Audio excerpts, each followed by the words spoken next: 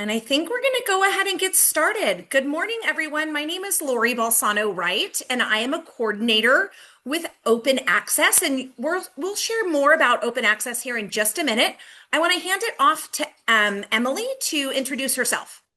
Hi, I'm Emily Desjardins. I'm one of the UDL AT content leads on the Open Access project, and I'm going to pass it to Diana. Good morning, everybody. I'm Diana Wilson. I'm the principal at Natomas Charter School at Star Academy. Wonderful to be here today. And I just have a few things to open up before we jump into our presentation. Good morning again, everyone, and welcome to the From Theory to Practice, Implementing UDL through Coaching, Collaboration, and the Data session presented by Dr. Lori Balsano Wright, Diana Wilson, and Emily Desjardins. I'm Celise Heron. I'm a program support specialist, and I am thrilled to be your moderator for this breakout session.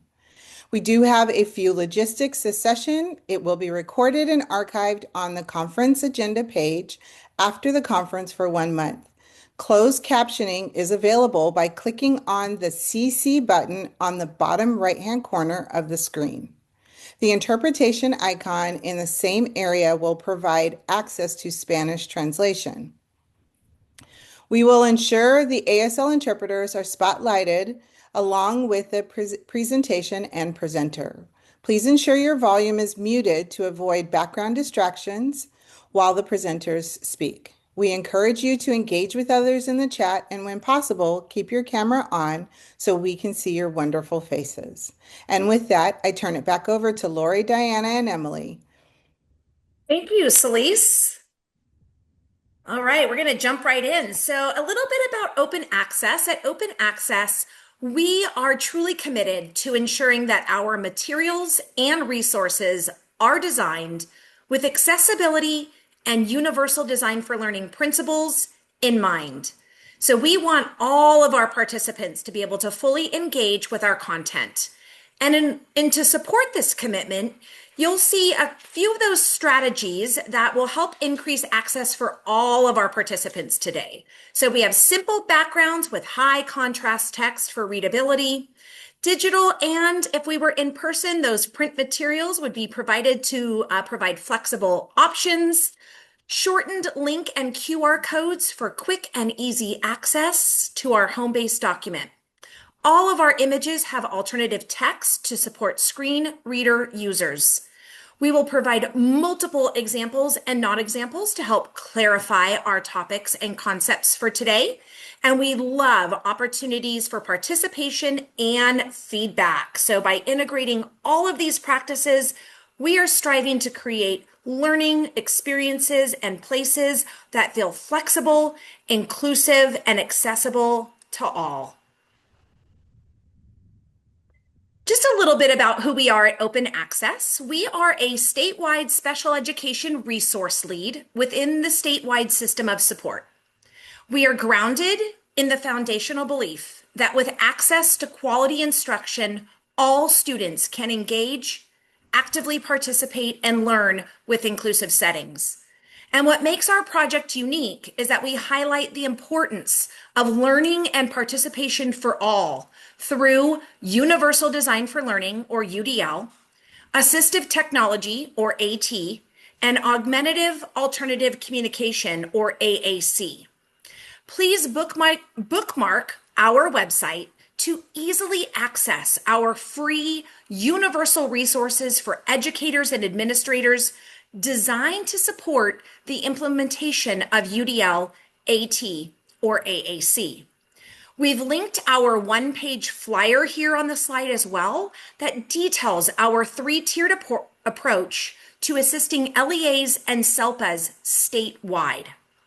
Briefly, our universal supports include resources available on our website, as well as a wide range of offerings and updates that we share across social media. Our targeted supports include training and coaching and mentoring for schools and districts who reach out to us on a voluntary basis. And when those schools or districts are looking to build their capacity and become an expert in the areas of UDL, AT, or AAC, our team at Open Access is ready to support with implementation. Our intensive supports include providing technical assistance to LEAs throughout the state who have been identified at the intensive level through the Compliance and Improvement Monitoring Process, or the SIM process.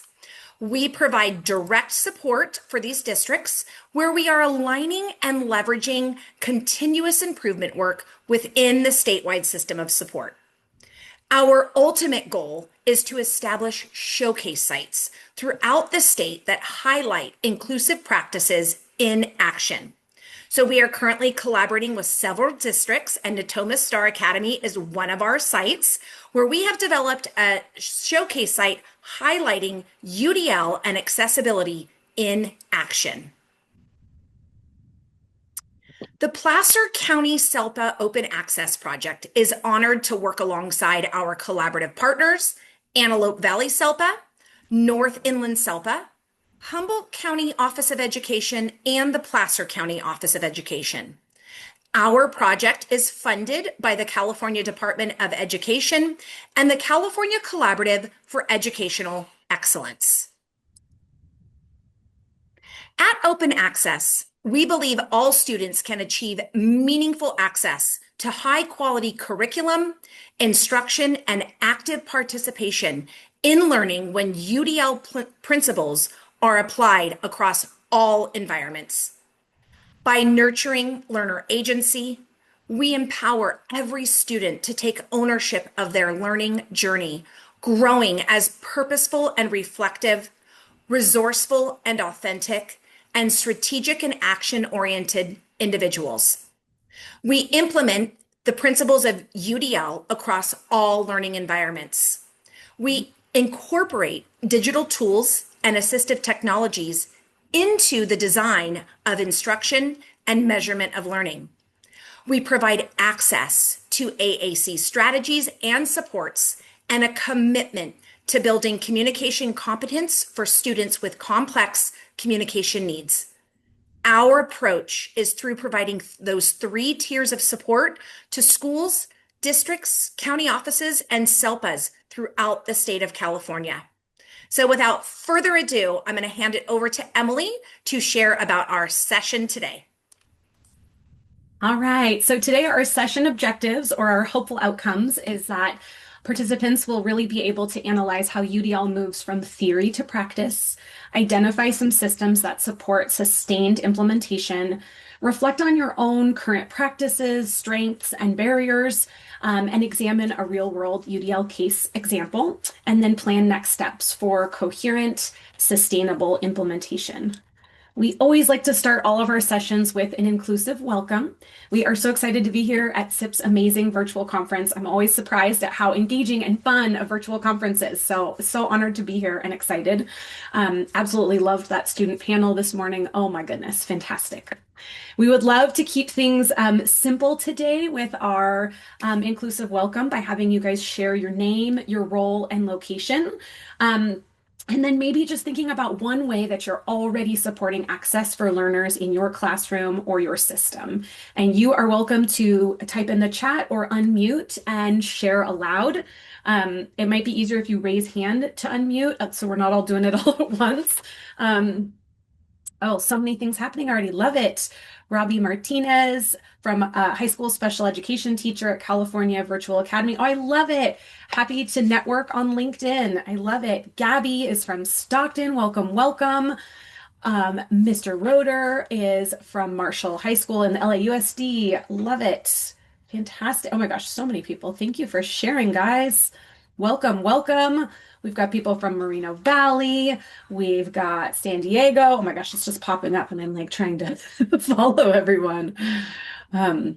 Monica says she is developing checklists for inclusive supports that we would like to see in the school district. Amazing. What a great idea.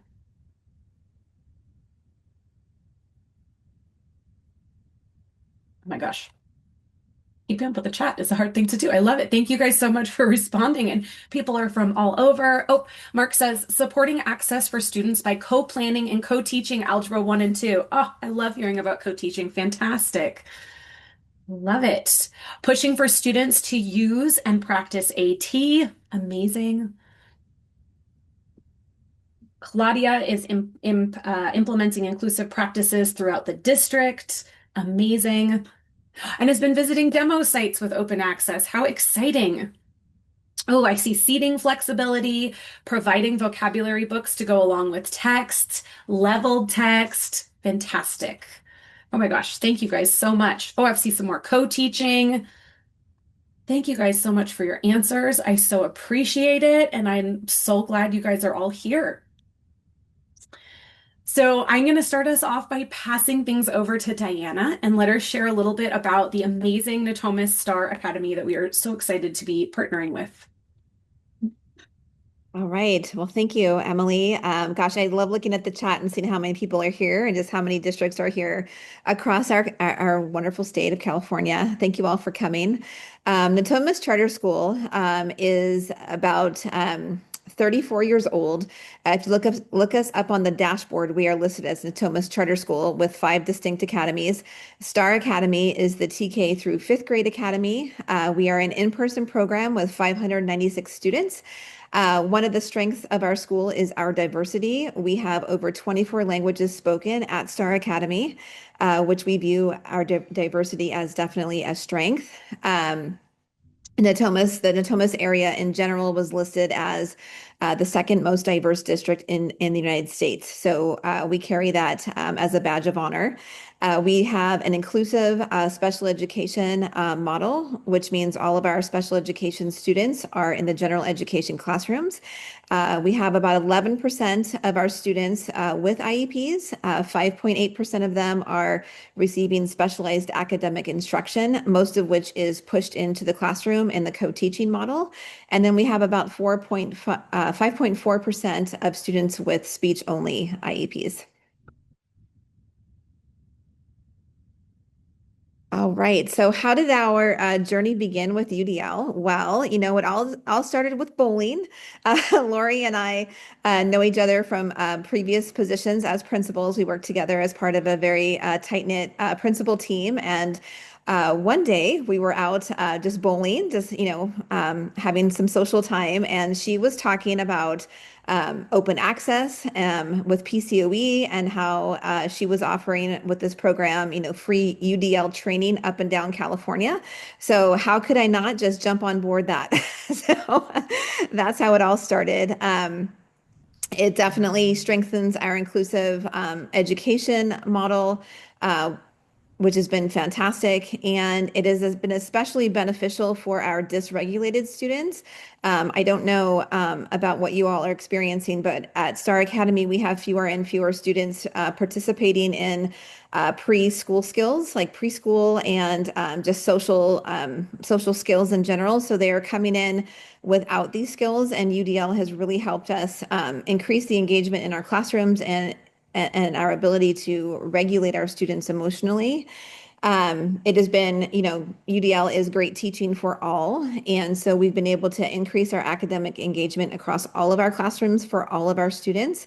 And I feel like we're reaching a wider array of students than we were before we implemented UDL. And we've also, as a school, we've been focusing on Hattie's research of visible learning, and all these aspects all just work together to support all of our students.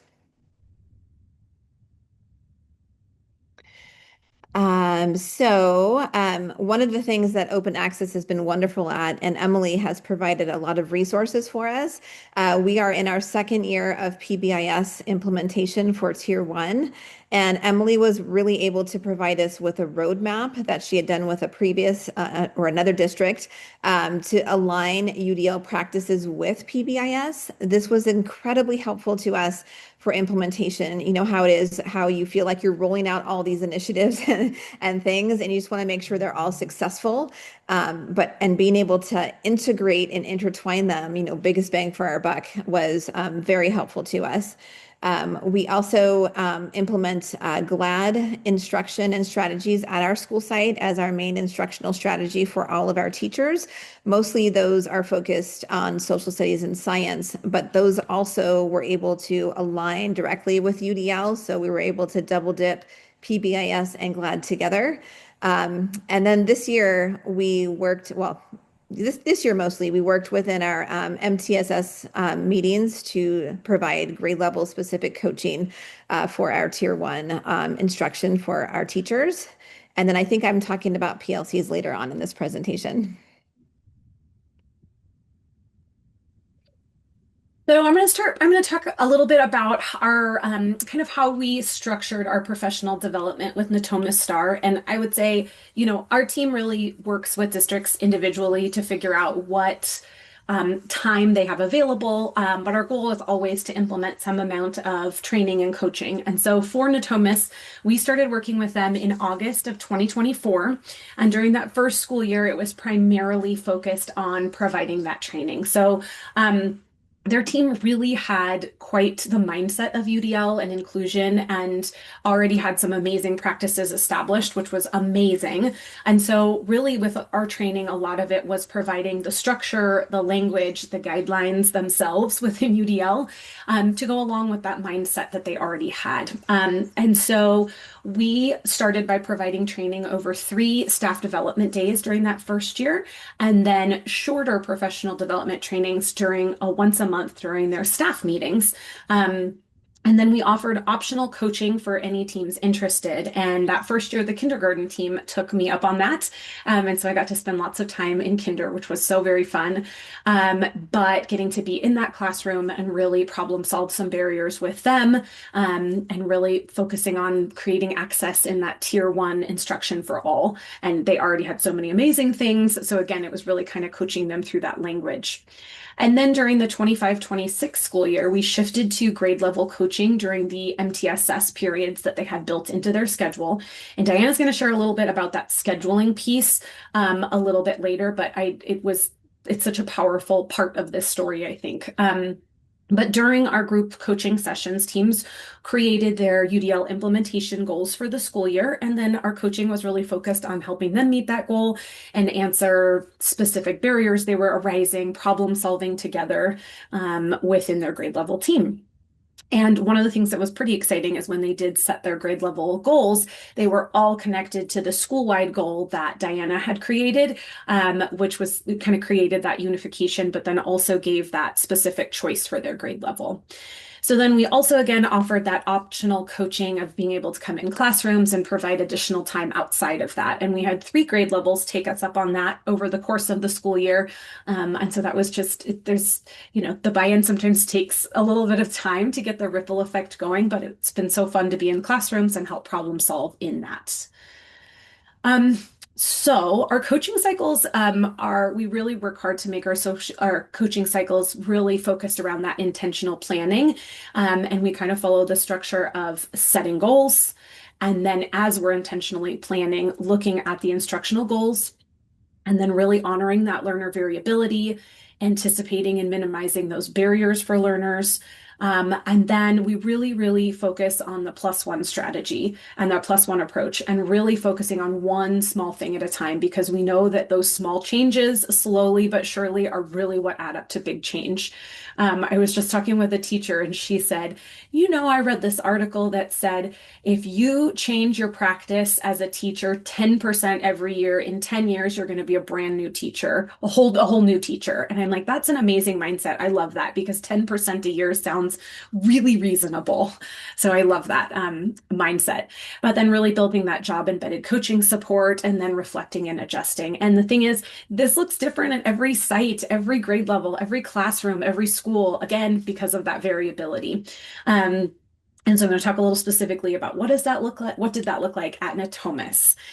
So the school-wide goal that Diana had come up with was to really enhance student engagement and minimize behavioral issues by implementing targeted strategies that optimize challenge and support all students across diverse learning needs. So nice, big, chunky goal, and I love it.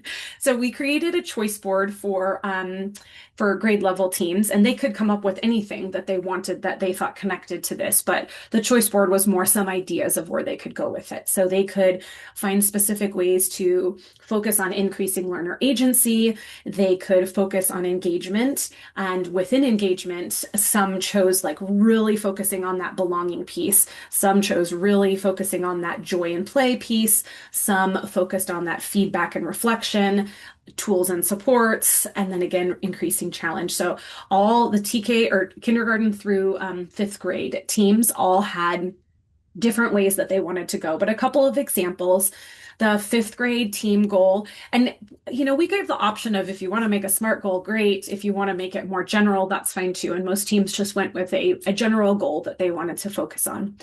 And the fifth grade team really wanted to focus on utilizing their WIN time, and WIN stands for what I need. So it's their intervention time. And so they're pulling small groups, flexible groupings, always changing. And then students are being asked to work independently, and they're working towards their own individual goals. So they really wanted to focus on using WIN time intentionally by collaborating as a team and really making sure that in those 30 minutes, they were being thoughtful about what every student was doing. They didn't want busy work. They didn't want it to be goof off time. They were really, really focused on how can we optimize that balance of support for all of our learners and challenge for all. And so they dove into that. And then first grade actually was also focusing on increasing engagement by increasing challenge, specifically in writing and phonics. And they were finding that they just had a really large range of students in their classroom, range of needs, and their students that were ready for that challenge might not have been quite as engaged as they wanted. And so that was their focus. So our conversations during coaching were really kind of about focusing on what are we expecting students to learn, or what did we expect them to learn? What barriers are getting in the way? And then what UDL move could we implement it, or did we implement? And then what changed? And one of the pieces of this conversation and the framework around this is on the slide. You can see this is the guideline from the UDL guidelines, the specific guideline that says design options for sustaining effort and persistence. And one of the ways that we like to talk about the guidelines, we did not invent this at all, but I just love this idea around it, is if we're thinking about each guideline as a potential barrier. For example, if your students are struggling to sustain effort or persistence, then all of the considerations below are very specific research-based ways that human beings are able to sustain effort and persistent, right? We need to understand the meaning and purpose of our goals. We need to feel part of a community. We need to have opportunities for collaboration, and we need to have that solid feedback and reflection time, right? So kind of framing in that, okay, what's the barrier? What are some solutions? And then having conversations from there. A couple of little examples that came from conversations and then observations in the younger grades, the kindergartners. This was actually last year. They were finding that between 11, and let me tell you, the students in this kindergarten, all the kindergartners, they are truly so empowered with opportunities for learner agency. These little kindergartners, if you want to see young learner agency in action, my gracious, it's incredible. But they were fine. You would just see these little kindergartners doing such amazing things. And then this window would hit between 11:10 and 11:35. And it was like, oh, these are different creatures. What is happening? Something has shifted. And it was almost like, when I was watching it, it was almost like a melting ice cream cone. And what was happening was students were on the carpet for this time. And let me tell you, these teachers were doing all the things. There were brain breaks. There was so much positive reinforcement, all the things. But these little kindergartners were melting like little popsicles, and their little bodies were starting to poke and wiggle and whisper. And so the conversation kind of went to intentional planning and how can we look at that 25-minute period just before lunch when the babies are melting? What are we going to do? And so what they really decided to do was several things. One was when they were on the carpet, kind of adding some choice of having chairs, adding a little more spacing in between students, having some students sit at tables if they chose, and just spreading them out. And the other part was they kind of broke up their activities into shorter time periods so that it was a little bit of time on the carpet, back to the table for an activity. And the other piece that they really decided is they wanted them to be doing something and not sitting and receiving anything during that window. And that was really their conversation and their decision. And it was just like the coaching part is just asking questions. That's it. They did it all, right? But that impact part was really just a lot of increased participation, a lot of decreased contextually inappropriate behavior, much less poking and whispering and wiggling. But so everything from our conversations is really going back to that proactive and intentional planning of like, okay, we know this is a hot spot. How can we adjust that? As in a fourth grade classroom. This was so fun. These students were so excited to be writing.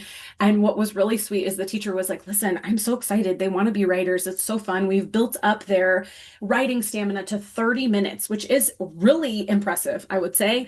And then he also had built in some time for collaboration for them afterwards so that they could be having writing conferences.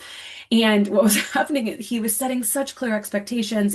He knew exactly what he wanted. The students knew, but it's like they were so excited as they were writing, they just had to share with their friends. And so they would go this roller coaster of wave where it'd be really quiet and then really loud and then really quiet. And the teacher was like, I have to keep reminding them over and over. And so what he decided was he was going to break it apart because I was like, they are on topic. They really are. They just want to talk about their writing. And so he decided to break it up into these chunks of time where it was like, okay, 10 minutes of deep writing and then like 5 minutes of turn and talk to your neighbor. Okay, now back to our deep writing. And it was so powerful to see, like, giving them a chance to have voice and giving them, like, honoring that they're so excited to collaborate and write. And then the other piece that he did was he actually added some classical music in the background during the silent part.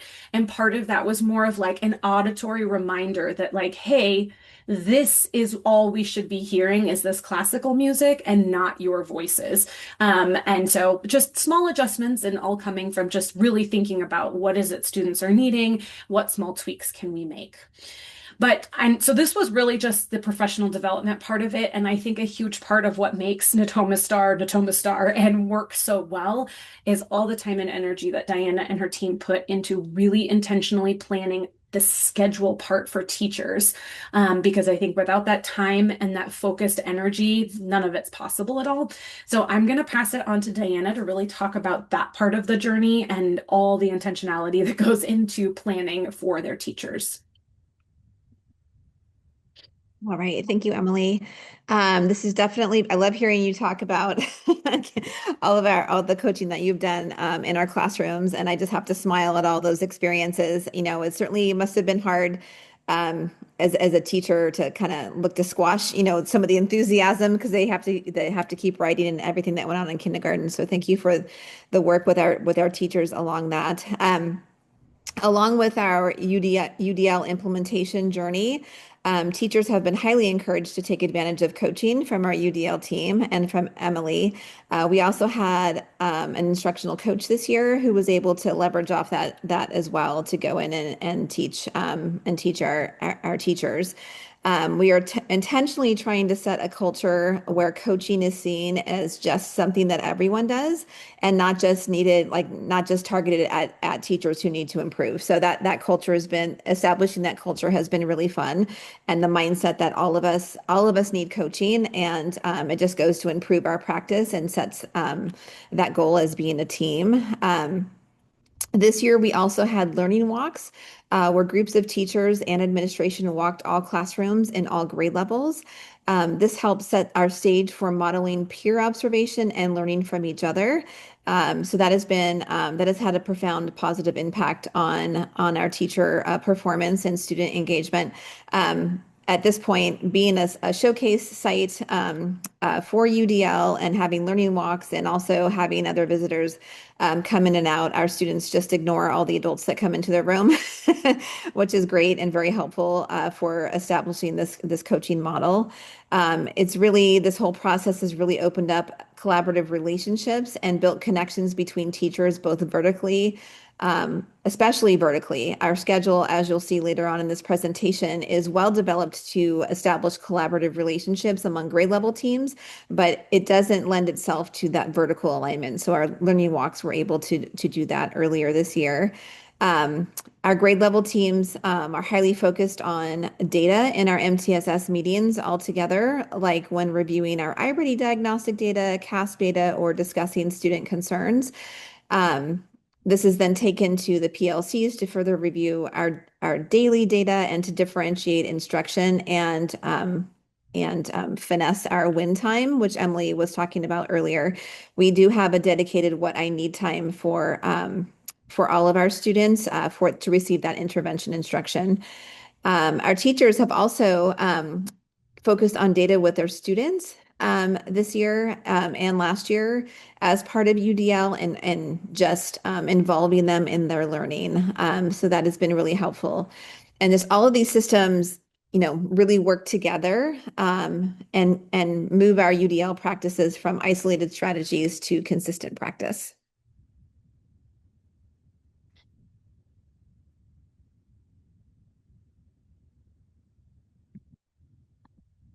Oh, thank you. Sorry.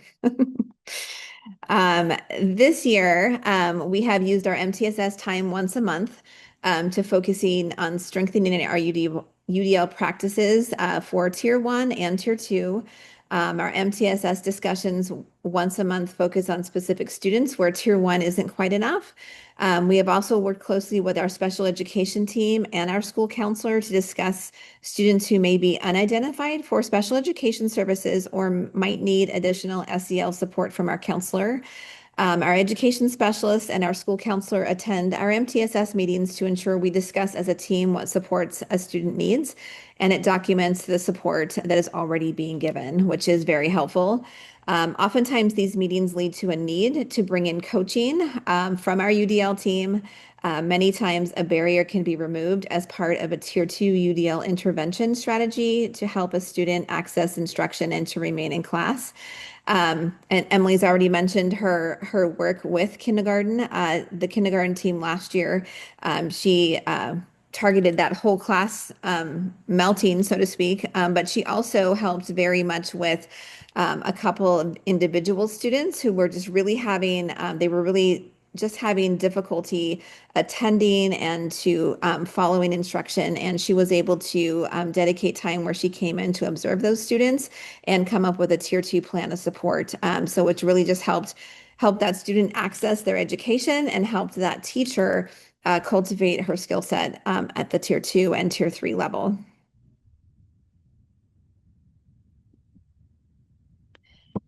All right, so we have very intentional schedules at Star Academy. We have 4 specials teachers. We have PE, art, library, and music and performing arts. And those specials are 4 days a week, Monday, Tuesday, Thursday, and Friday. And it just provides protected time for grade level team planning. So for example, all of 5th grade at 8:40 every morning goes to one of their 4 specials classes. And that means that 5th grade team can gather together. On Mondays, we have MTSS. Tuesdays, we have PLC time. Wednesdays, a different animal, which I'll get back to. Thursday is team time planning, and then Friday is reserved for prep time. Um, on Wednesdays, we start our school day for students an hour later than on a typical day. We start at 9:10 or 9:30 instead of 8:30. And this leaves us that block between 8 o'clock and 9 o'clock to hold staff meetings in the morning. This is where Emily and the UDL team pushed into staff meetings to provide UDL whole staff training during that time last year. And then this year we use it for various other training as well. And UDL has fallen into our MTSS time with individualized team and individual coaching. It has really created, these schedules have intentionally created very strong teams where they work together seamlessly to, divide and conquer their work. They work together as all of our kids are our kids. So you might have your 1 to 5th grade class, but they're all of our 5th graders. And how are we working together to support all students?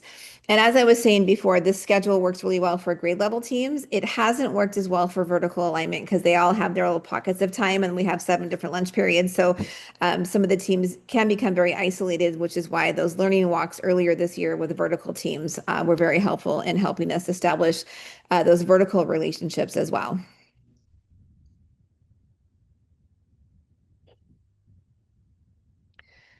All right. Data chats or data talks.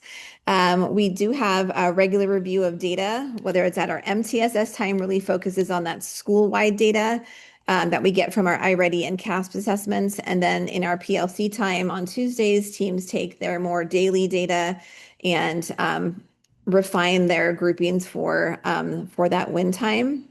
Um, and we are focused on student access, of course, and mostly engagement. We were looking for that increased engagement this year. As Emily was saying, for our school-wide goal, if we can get students more engaged, we won't have as much behavior, which has proven to be the case.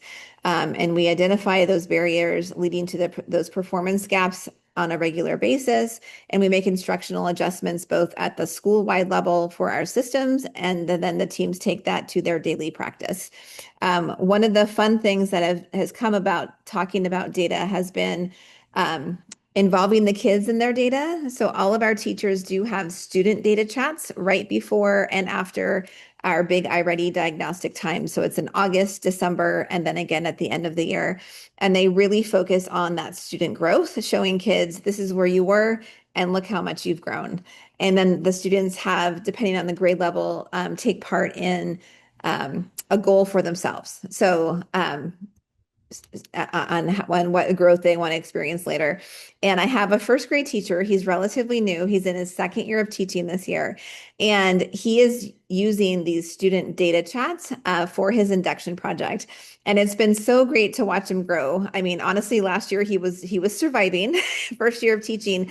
And this year, through our UDL work, all the light bulbs have gone on and he's hyper fixated on that data. And he's been so surprised, and it's been so rewarding for him to see how much ownership his students take once they, they're first graders, but they can still be involved in their data and own their learning through all the different UDL practices he's implemented, and being able to share the data with his students and with his team.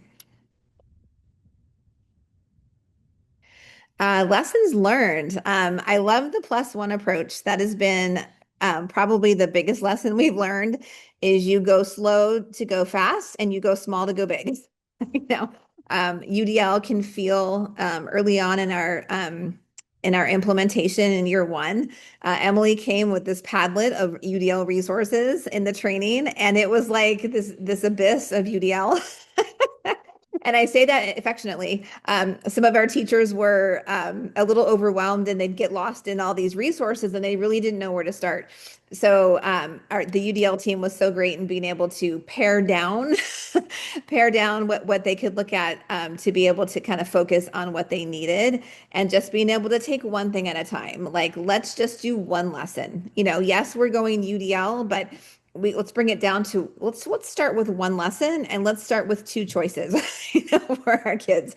And once you get going, I think the biggest issue is just getting started, right? Just being able to do that one lesson and then just see the increased engagement. And after a while, it starts to become just kind of embedded in practice. A lot of our teachers, especially our experienced ones, were like, oh, I already do so many things that are that are part of UDL.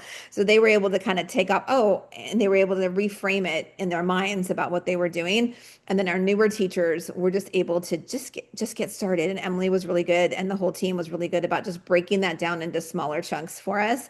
And now we've in this year, going at the grade level team level. So last year was whole staff. This year is grade level team. And next year we're considering having it just be volunteer coaching next year, in really kind of, impacting individual practice. And a lot of our teachers have already reached out for that this year already. And just being able to have it be messy. It's okay to be messy. And it's okay to bite off little chunks at a time. I love it. So many great successes and celebrations. As Diana was saying, there's been so many wonderful things happening in Atomis for years, and I think a big part of it was just kind of helping them have the language within UDL, and then the framework itself to kind of really go back to those considerations over and over. But, MTSS has really been aligned to UDL across all grade levels at Natomas. having those ongoing grade level coaching cycles has been great. But the biggest piece about that, I think, is just the fact that teams really do have that time and that consistent schedule of collaboration being the highest priority. And their teams are really, really beautiful to watch in action because they have so much time together. They really have wonderful systems created together as a group, which is so fun to watch. And you can tell that it's truly a priority at the school. Um, They've hosted 6 showcase site visits this year, which has been so much fun. And every time we bring teams to their school site, they are giddy to talk to Diana and hear like, oh my gosh, how do you do this? How do you make this work? And the schedule is the thing that really comes up over and over. Like, how do you make this work and how do you structure this?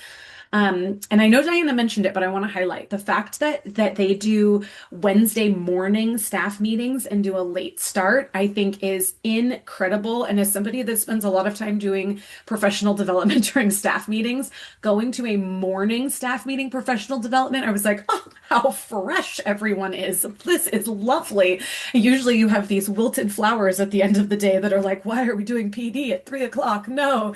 But having a morning staff meeting, I mean, I think there's a lot of beautiful intention around that. So planting that seed as well, that if you have the ability to change things up and want to do a morning staff meeting, it's amazing.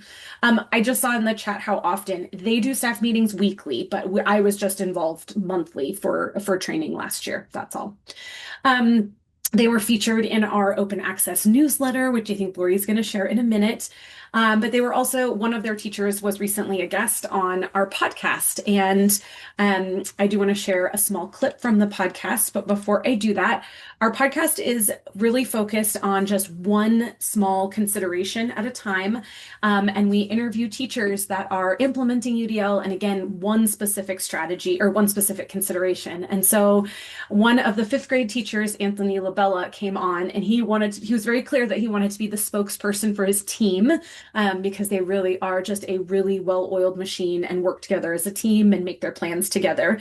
But he really talked specifically about nurturing joy and play. And I did very intentionally reach out to him and his team and ask them to speak about this consideration because every single time we walk into their classroom, there is so much joy in the classroom. And your 5th grade children are not always joyful at school, but they are in this grade level.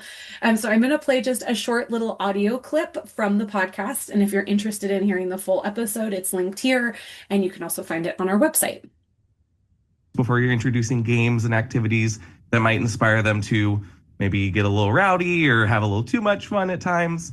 So I think setting that baseline expectation, and I think one of the ways you do that is making sure there's a really clear learning goal for both yourself and the students. So you as the teacher, have you looked at the standards for that subject and have an idea of what skills you want to hit? And then you're using whatever game or activity that might be a little out of the box. You're using that to reach that standard, to reach that skill. And I think that's sometimes lost in trying to make class fun or trying to make something more engaging is you want to have that at the forefront at all times of what kind of what is that learning goal. And each have a card. And some students actually came up with that. My student teacher and I were thinking about doing that. And then we gave them an assignment to create their own morning meeting activity. And they were creating the exact thing we were going to do. So students even have these ideas and want to do these things that are also academic. So I would say don't be afraid to just do that. Even if it's not a pure instructional block where you're introducing a game or activity, start simple with a morning meeting closing circle. Then you can kind of graduate to, let me work towards a game or activity in a couple weeks that we're going to try. And then be honest about it with the students. We're going to try something for the first time. Here are the expectations. And then have that debrief as well. If it went well, if it didn't go well, so that you can start incorporating that with a little more frequency as you go along. Because I totally understand the pressure to hit all the standards, do all of the things. But again, you're planning these things so that they hit the standards, so that they complete the checklist. So that game, that activity. So he talks a lot about that intentional planning piece and really making sure that joy and play is so deeply integrated into learning. And you can see so much deep learning in the classroom as well. So Again, I saw Celeste dropped it in the chat as well, so feel free to check that out if you're interested in hearing the whole episode. And actually, I just got confirmed. So he was the teacher that was on this season, and I just got an email back from another teacher who wants to be on next season. So I'm really excited to have her from Natomas as well. I'm hoping to get a couple more too, but we'll see. It's a busy time to be asking people things. And I know we mentioned it that Natoma Star Academy is one of our showcase sites, but if you are interested in visiting, our website is located, our showcase site page is on here as well. So if you're interested, you can follow a link and request a site visit. We also have showcase sites up in Humboldt County, down in Morongo, in 29 Palms area. And then we have a couple of other showcase sites that will be opening up in the 26-27 school year as well. You can find more on our website. So I'm going to pass it on to Lori to talk a little bit about the open access newsletter as well. All right, thank you, Emily. So this slide highlights our open access newsletter featuring Natoma Star Academy. And in this issue, and I'm looking back at the date, October of 2025, we spotlight how the leadership and the partnership are really helping to bring universal design for learning to life in meaningful and practical ways, as you've heard throughout this session. Principal Diana Wilson and her staff at Natoma Star are really creating a school culture where the students are feeling seen and supported and celebrated. And so we encourage you to read the full newsletter to learn more about their journey, the impact of the collaboration with our staff and her staff, and really how this work is a commitment and contributing to that model of inclusion and joyful learning for all. So if you have not subscribed to our newsletter, please do that. You can do that at the very top of our newsletter page. Maybe we can drop that in the chat. And I recommend that you read this edition. So I can't believe we're almost to the end here. As we close, we will definitely be addressing some Q&A here right after this intentional closing. And we also want to open up if you want to unmute. But before we get there, we want to move from reflection to action. So we invite you to take a moment and think and kind of process all this information that has been shared with you and think about maybe one system that you can strengthen, or one barrier you can address, or one practical move you can implement when you return to your setting. It doesn't have to be a big change. We talked about that +1 approach, small and simple steps along the way. It can be an intentional next step that makes your work more accessible, more inclusive, and more aligned to the needs of all learners. So we invite you to unmute or drop in the chat. We would love to hear from you.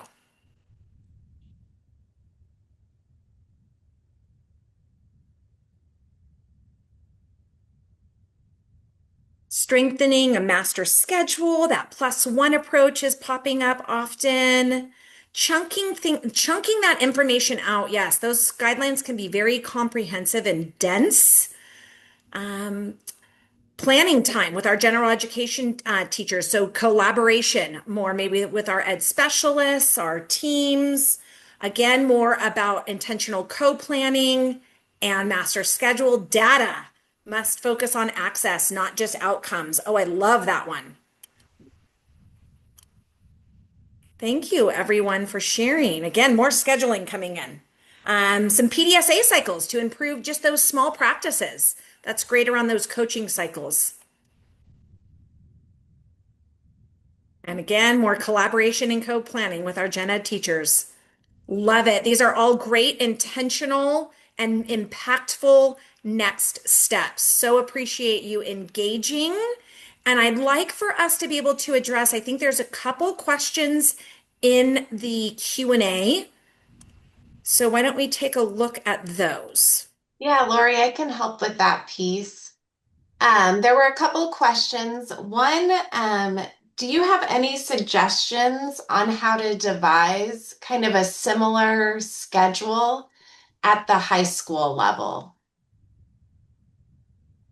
I saw that, and in my head, I was like, I need some brainstorming time for that one. And I have a lot of follow-up questions as well. But I did see, I think it was Mark that asked the question, and I saw you passed my email around. I would be more than happy to problem solve that with you, but I have a lot of follow-up questions, like how many grade levels, how many periods, what's your current schedule? But if you want to email me kind of the logistics of what you have and what barriers you have, I would love to help you problem solve this. And I'm not ashamed to admit I will be using AI to also problem solve with you. Yes, please feel free in the chat. I did put Emily's email, so any questions, feel free to send Emily a message or Lori or myself. Another question that was there, maybe Diana, you can talk a little bit about how do you measure that increase in access for your students? Maybe what data are you talking about at your MTSS collaborations and also at the data talks? Absolutely. I saw that question come through earlier, and then all the other questions came up as well, or other things that came up. So for access, for UDL access, the UDL team from PCOE was very wonderful to provide a walkthrough checklist for UDL that we use when we walk through classrooms. And that, so we would, early on in our implementation in year one, the UDL team would come to Star Academy and we would walk classrooms together. And we had that UDL checklist to be able to note the strategies we were seeing in the classroom. And this was very, very helpful to me and for our team to be able to see all the great things we were already doing in our classrooms or all the things that the teams were implementing. It also really boosts the staff's confidence in their ability to use UDL strategies because we were able to share that feedback with them after our walkthrough. So that was the initial data that we collected. During our MTSS time, we do look at all kinds of data. We look at academic data, big picture from our iReady diagnostic assessments or our CASP assessments. We also have an SEL screener through Wayfinder that we look at. We address attendance behavior and we use Swiss data for our PBIS as well. So we try to take all those components and weave them together to be able to talk about students and what they need in the classroom and what barriers they're experiencing and kind of what it falls under. I loved whoever said access, not outcomes. I think that was very powerful too. Just making sure we're looking at that growth versus, outcomes are great. Of course, we're in the business of education and we want all of our kids to be prepared for when they graduate from high school. However, their growth and moving in the right direction is the most important. And switching that mindset too for teachers. It's like, let's look at the growth and not just the outcome, right? So we try to focus on that as well, especially through our iReady data is really good at measuring that piece because it's able to measure across the grade levels. So many of our special education students who are below grade level receive accolades for their growth, meeting their stretch growth or their typical growth for the year. And so it's not just about that outcome, it's also about that growth. I saw another question in the Q&A section that was kind of about being interested in more high school level examples, and kind of, I think it was in reference to the showcase sites. And right now we do have a middle school in 29 Palms. That is one of our showcase sites. And then in the fall, we'll be opening up a middle school showcase site in the Placer County area, but we do not have any high schools at the moment. So if you're interested in being one of our first high school showcase sites, you don't have to be ready to be a showcase site, but we will provide training and coaching in order to become a showcase site. So feel free to reach out if you'd like some support. I see a question that says, did you use to track the codify along the way, besides iReady. Yes, that the data we use in between our iReady assessments is grade level specific. We do use the Ready Reading, the Magnetic Reading, and the Ready Math curriculum. Our grade level teams have developed common assessments for all of their weekly teaching and their unit teaching, and that is the data we pull after that time in between our iReady data. Because as you know, iReady data is only good for so long. And then we have to, look at the instruction that's happening. And that's where teams tweak their win groups and the student data using their everyday data.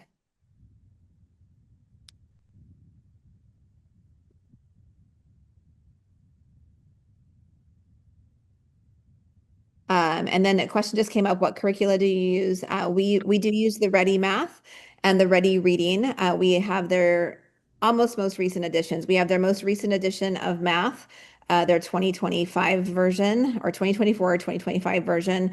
And we use the Ready Reading in grades kindergarten through second grade and third grade, and then magnetic reading in fourth and fifth grade. And then for our social studies and science, we have teacher created units focusing on our GLAD strategies.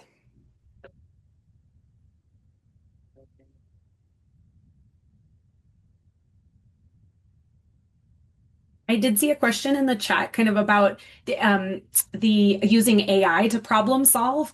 And I actually think that especially scheduling is a really great way to use AI to problem solve, especially when you can input, listen, we have X number of classes, we got X number of teachers.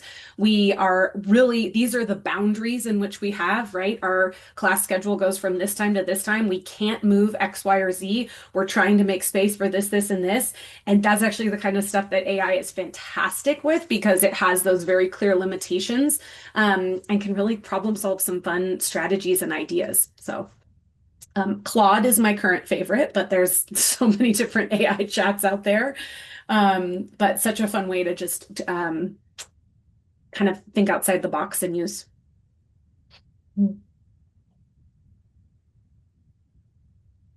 There was another question in the chat about resources and tools for IEP teams. And I would encourage you, I'll put the website in the chat, but to visit another statewide system of support partner, high quality IEPs. They have tons of amazing resources that might be able to help you to strengthen that communication and team building for the IEP process. And there's also a question asking about CASP and iReady assessment and possibly it says, why are districts also insisting on iReady?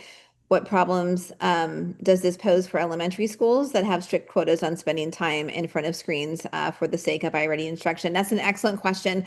The Ready Math curriculum does not focus on instruction on the Chromebooks. It was mostly in-person instruction delivered by the teacher. It's very much a collaborative method of teaching and it very much aligns with GLAD. So our instruction is not in front of the screens, but the assessment is taken on the Chromebooks. So most of the year, most math instruction is that in-person teacher-led with manipulatives and all those things within both Ready Reading and Ready Math. And then the assessments are taken online. So I absolutely agree. Our kids, especially our elementary kids, don't need to be on screens any more than they already are. So we don't, we do the in-person instruction, the interactive with people off the screens. Thank you guys so much. This has been such an incredible session and amazing questions. We could go on for like hours and hours on UDL and all of the strategies and the collaboration and all the amazing things that are going on at Natoma Star Academy.